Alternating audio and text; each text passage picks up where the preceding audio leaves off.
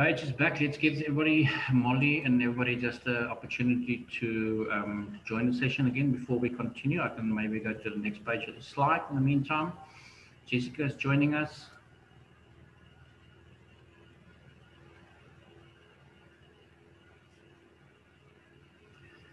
Let's give it another couple of seconds just to see who's returning.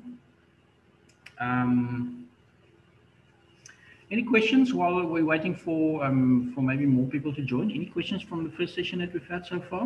Any examples that you want to share maybe, or experiences that you want to share? It always helps. It makes it more personal. I fully understand if it's too personal, you don't want to share it, that's also good. But is there anybody at this point who've had good or bad? Are you happy with the fact that, well, not knowing better because you don't know what it was like, and there's no alternative, but when you go to a shopping mall, are you also of the opinion that that choosing a particular location that's more convenient for you is often based on the fact that there's more than just one shop that you can visit? I'm not talking about your big Tiger Valleys and Canal Walks and Kenilworths and VA waterfronts and canal walks where people spend a day, or basically, like a friend of mine said, when the first malls, he's from Caledon, when the first malls was opened here in the Western Cape or in the Metropole, he just went to the rugby on a Saturday after he dropped his wife off. So he knows he's got a whole day at the rugby, and he's satisfied and she's happy because he's at the mall the whole day. How do you, I mean, is it a convenience that you're used to, and therefore for not knowing an alternative, you would rate it highly? Or do you plan your visits? Do you plan your visits around such convenient locations where you can actually address more than one need that you might have? Harley Page, I think you're the only two that's part of the second session. No, somebody else as well. Who joined? Nikita. When you shop at a mall, what do you prefer to go there because all other shops are there too? Let's get to Nikita. If I have a lot to get, then yeah. But if not, then I just go to like the engine down the road.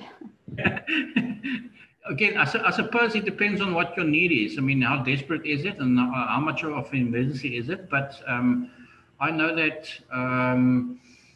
yeah, when I do my planning, I prefer to rather go if to a specific mall because I know the layout. I know that the shop I want to go to primarily is close to the entrance. And we know that we all try and find parking almost inside the shop. We all want to park as close as possible to the shop. I don't know why. I mean, park where there's a space. Simple as that. But yes, I do. I know there are certain specific shops in certain malls because not all of them are present in all the malls that I want to go to and that I need to go to maybe. And it's one trip. So yes, I think.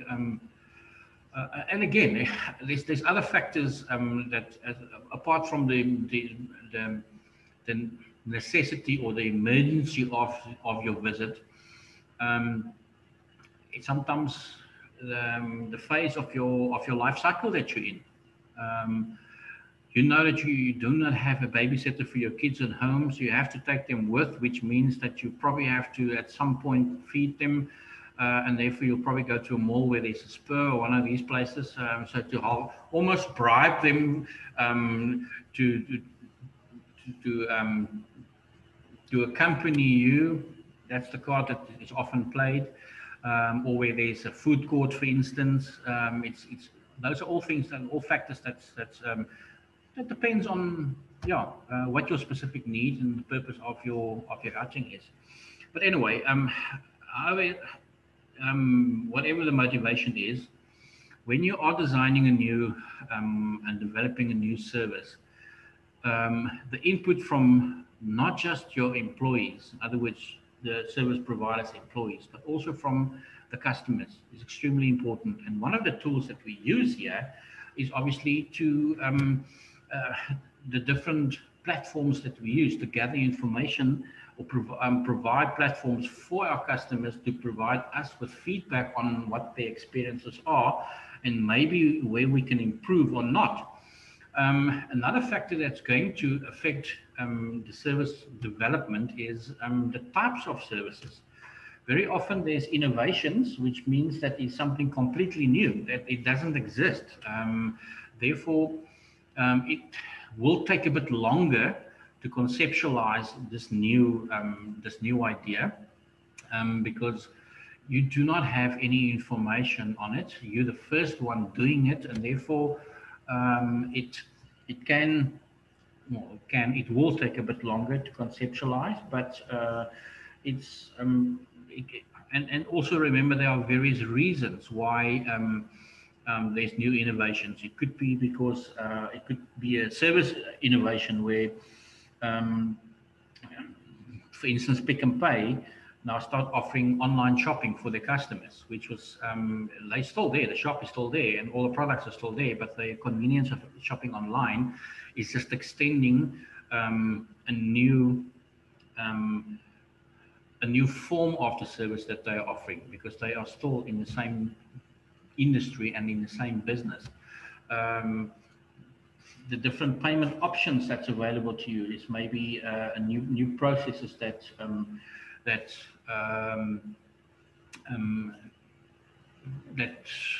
or innovation of new processes, for instance. The example we can use is online studies. I mean, a number of years ago, the number of people who studied online through the University of South Africa, which basically is an online university, and for as long as I can remember they were, although the format has changed over time. A number of years ago, when you studied through UNISA, you actually had to still go in and write your exams. Nowadays, most of it is done online, if not everything. And as a result of that, they have more than quadrupled the number of registrations. It was about 150,000, I think, a number of years ago, and it's close to 500,000 at the moment. So that's just a different process of delivering the service that has been introduced, and as a result of that, the business have grown. Although at the moment, with your we're almost back at the feast must fall scenario that we were a couple of years ago. I believe a lot of students in Gauteng is going to the Union Building tomorrow to protest. But anyway, that's just it's an occupational hazard, I suppose. There could be new startup businesses. In other words, it's a new business, but they're offering the same service that's already in offer. For instance, Kalula came in, and they were the first low cost airline in South Africa, flying only domestically, where at that point it was only done by South African Airways. They were followed obviously by Mango and a lot of others, and I hear the latest one is called Lyft. It's almost like the Uber of the air, where you can actually cancel your bookings, you can change your bookings without any cost, which is amazing. And I've actually been online, and I saw that if you're not too fixed on which times during the day you fly, you can actually fly to Johannesburg for less than $600 from Cape Town, and that's fairly decent. So in other words, a return trip will cost you about 1,100 rand, which is very good. But anyway, that would be a type of a startup business, offering the same service that is already been offered to a specific market. There could be new services. New services offered to an existing market. That would be a complete new business. Your innovations is not necessarily one of those. Innovations could be an existing business who's just coming up with new innovative ideas, or they could be a new service that comes up with innovative idea But in this specific case, new services for existing markets mean that it's a new services offered to a market that already exists, and the services offered is just extended. Then a complete new market for existing services could open up. That's where the gap in the market scenario comes in. Very often, a new market is established once an innovation, for instance, is leads to a new service. Line extensions. Your line extensions could be that, for instance, new services are offered by existing businesses. And it could be service improvements. That could also be a type of a service. Businesses decide, well, we want to do more business. We want to stay open a bit later. They're still offering the same service. They're just offering it for longer business hours. I know the first type of services that offered that was the financial services, your banks, your Absa and your net banks and your Capitex. 15 years ago, there's no chance you'll be able to do banking on a Sunday. And it was sort of, I think when I worked in a bank, it was, Saturday mornings was 8 to 11, I think. That's it. Nothing else. Now it's a longer business day on a normal week, because in the old days, when I was at varsity, banks closed at 3 o'clock in the afternoon.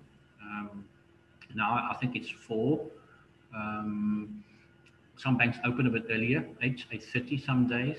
They extended business hours on a Saturday, and they open on a Sunday as well. Not whole day, obviously, but more sort of to 1 o'clock in the afternoons, which is fantastic.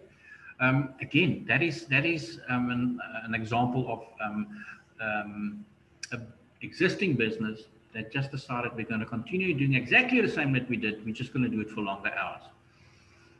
There could be style changes. It could be, and I think why I've got that example, Checkers and ShopRite. Checkers and ShopRite was sort of the same business until a number of years ago, they became 2 separate businesses. And when Checkers repositioned themselves to ensure that they differentiate themselves from ShopRite, they made it significant changes in their logos, in their colors, just to ensure that customers distinguish between the 2 brands. Okay. I think let's wrap up for the day. I'm just going to highlight the phases that we have in our service development, and I'll go into detail with them tomorrow. The 2 major phases in planning, because remember we said at the beginning, planning is one, and then the implementation and evaluation. Your planning has 2 phases, and that obviously is to generate ideas. You've got to generate as many ideas as possible, and then obviously evaluate those ideas. I mean, there's no point in running off with the idea if it's not going to be successful. So you do need to evaluate it continuously. We'll get into more detail tomorrow, but I think let's just cut the session short now. If anybody has any questions, I would be glad to answer them now. Otherwise, I'm fine, thank you, sir. You fine, Marley? Good. You're always fine. That's good to hear. Okay, everybody else, Paige, you good? Sir, Paige's internet just kicked off, so Oh my word! we lost her. They started. I couldn't do a Zoom session this morning at 8 o'clock for technical reasons. But fortunately, that module we had pre-recordings for last year during hard lockdown, so I can just upload that to the group. But it's not a good experience, and it's going to be with us for a number of years still to come. Unfortunately, load shedding and these kind of things. You know what? We make the best out of it. I'll convert the session and I'll upload it for you guys. And also, I think the new version of these slides are already on Canvas. But yeah, thanks. I think we'll call it a day. And if everything goes well, we'll chat again tomorrow, third period. Thank you, sir. Jessica, Molly, Tanika, thank you very much. Have a nice afternoon.